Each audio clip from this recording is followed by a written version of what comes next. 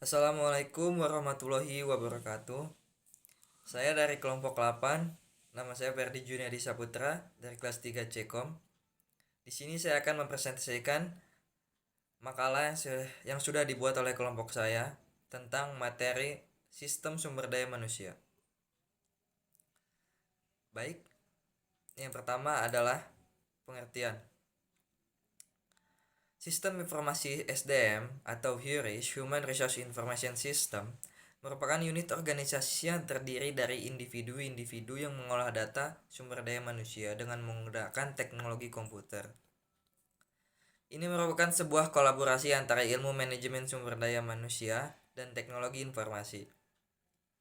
Dengan sistem informasi SDM, Anda dapat mengolah absensi online dan payroll dalam bentuk lebih rapi dan terorganisir. Yang kedua adalah manfaat sistem informasi SDM. Ketika perusahaan Anda menerapkan sistem informasi SDM, ada banyak manfaat yang akan Anda dapat. Manfaat-manfaat tersebut tidak hanya berdampak baik pada perusahaan namun juga pada kinerja karyawannya. Berikut merupakan contoh-contohnya. Contoh yang pertama ada database yang terorganisir. Sistem informasi SDM tidak akan membuat Anda harus menyimpan bekas-bekas terkait karyawan dan perusahaan yang menumpuk. Segala bentuk informasi yang Anda butuhkan sudah disimpan di dalam satu lokasi, sehingga mudah untuk Anda lacak dan perbaharui. Anda bisa mengucapkan selamat tinggal pada tumpukan-tumpukan kertas di kabinet Anda. Yang kedua ada efisiensi waktu. Efisiensi waktu ini adalah penerapan sistem informasi SDM akan membuat segala urusan administrasi HR menjadi mudah dan cepat.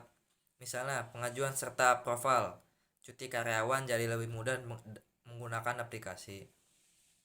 Selain itu, ketika pemasangan sistem HR sudah berjalan dengan baik, sistem HR pada divisi HRD, perusahaan tidak perlu repot-repot untuk fokus pada hal administratif karena semuanya sudah terotomasi. 3. HR lebih fokus pada tugas strategi. Apa yang terjadi apabila HR sudah tidak lagi terlalu mengurus pekerjaan yang sifatnya operasional atau administratif? Ya, mereka bisa memanfaatkan skill yang mereka miliki untuk fokus pada tugas-tugas yang lebih strategis untuk meningkatkan performa perusahaan. Dengan meningkatkan tingkat kepuasan karyawan, meningkatkan produktivitas mereka, mengadakan beberapa pelatihan dan lain sebagainya. Yang keempat ada memudahkan karyawan. Dengan memiliki sistem informasi SDM yang baik, karyawan juga akan lebih mudah dalam pengurus keperluan administratif mereka sekaligus mengurangi beban tim HR. Dengan hal-hal yang seharusnya mereka bisa kerjakan sendiri melalui software HR, seharusnya segala proses mulai dari onboarding, request cuti, melakukan absensi sehingga meminta slip gaji sudah bisa dilakukan secara mandiri. Yang kelima ada memudahkan dari sisi HR.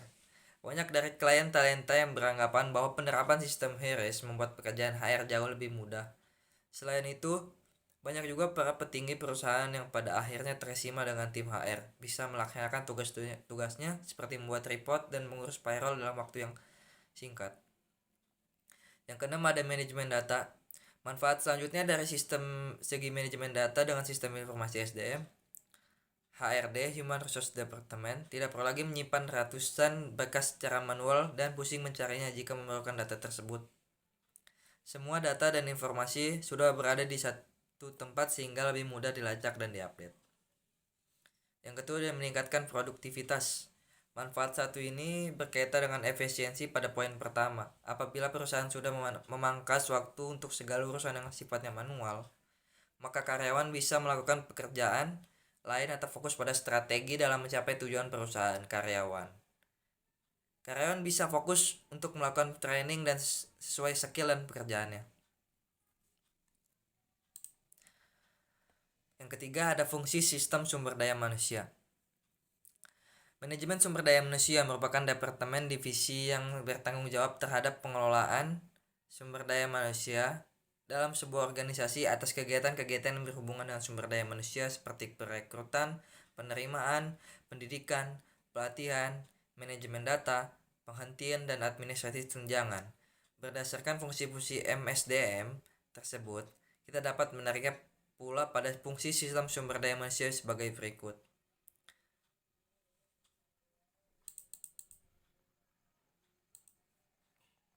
1. Staffing employment.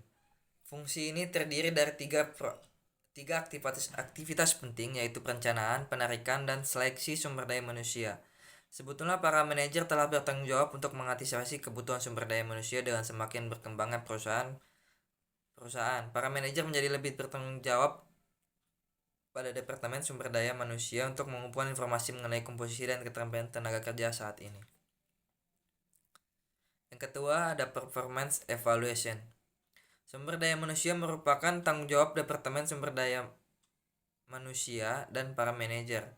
Para manajer menanggung tanggung jawab utama untuk mengevaluasi bawahannya, dan Departemen Sumber Daya Manusia bertanggung jawab untuk mengembangkan bentuk penilaian kinerja yang efektif dan memastikan bahwa penilaian kinerja tersebut dilakukan oleh seluruh bagian perusahaan.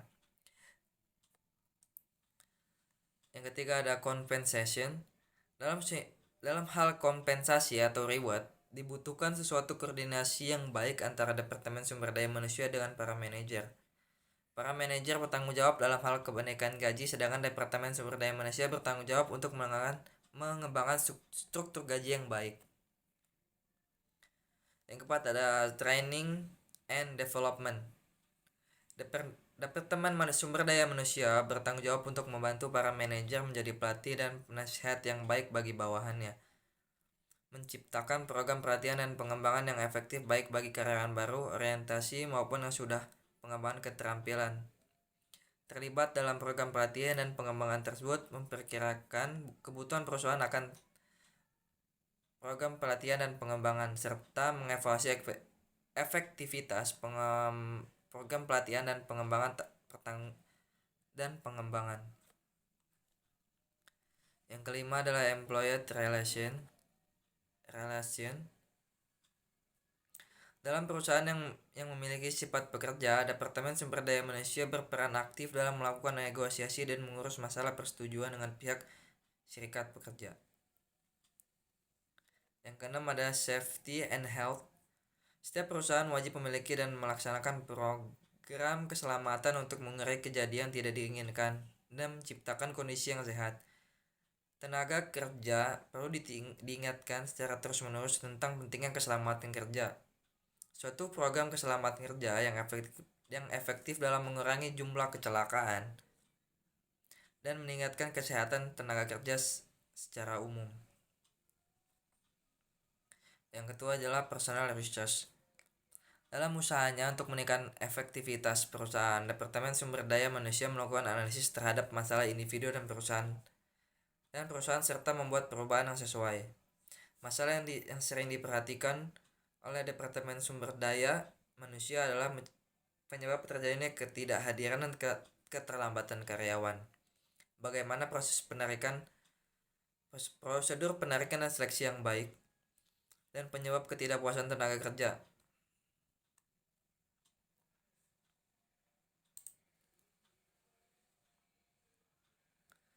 Yang keempat, ada model sistem informasi SDM. Yang pertama itu ada subsistem SIA, sistem informasi akuntansi. Dan yang kedua ada subsistem penelitian sumber daya manusia. Yang ketiga adalah subsistem intelijen SDM. Baik, terima kasih telah melihat video presentasi dari saya. Kurang lebihnya mohon maaf. Wassalamualaikum warahmatullahi wabarakatuh.